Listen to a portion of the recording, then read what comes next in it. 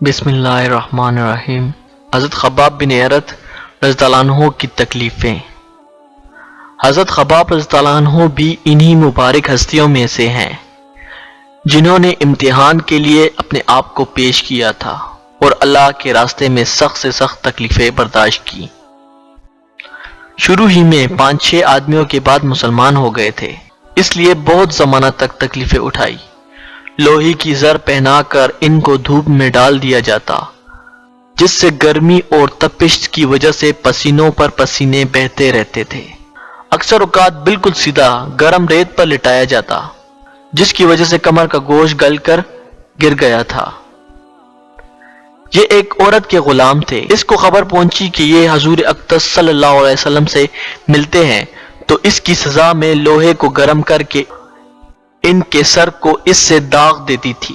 حضرت عمر رضی اللہ عنہ نے ایک مرتبہ عرصے کے بعد اپنے زمانہ خلافت میں حضرت خباب رضی اللہ عنہ سے ان کی تکالیف کی تفصیل پوچھی جو ان کو پہنچائی گئی۔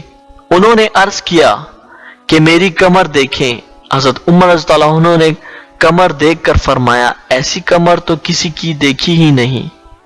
انہوں نے عرض کیا کہ مجھے آگ کے انگاروں پر ڈال کر گھسیٹا گیا، میری کمر کی چربی اور خون سے وہ آگ بجھی۔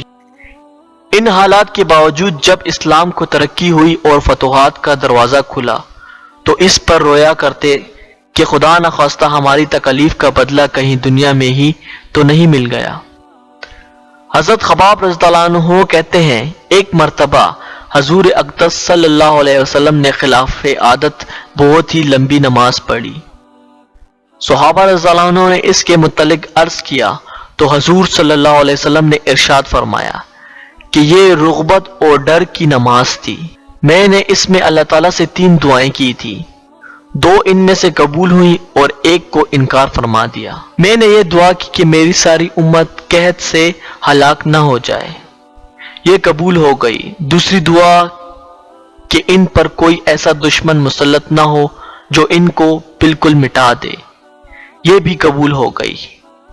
تیسری یہ دعا کی کہ ان میں آپس میں لڑائی جھگڑے نہ ہوں، یہ بات منظور نہیں ہوئی۔ حضرت خباب رضی اللہ عنہ کا انتقال 37 ہجری میں ہوا اور کوفہ میں سب سے پہلے صحابی یہی دفن ہوئے۔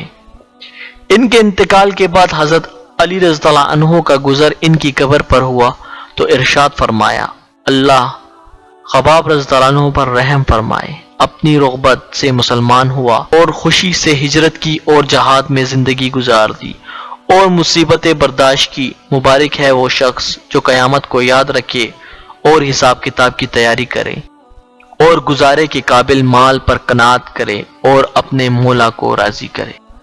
حقیقت میں مولا کو راضی کر لینا انہی لوگوں کا حصہ تھا کہ ان کی زندگیوں کا ہر کام مولا ہی کی رضا کے واسطے تھا۔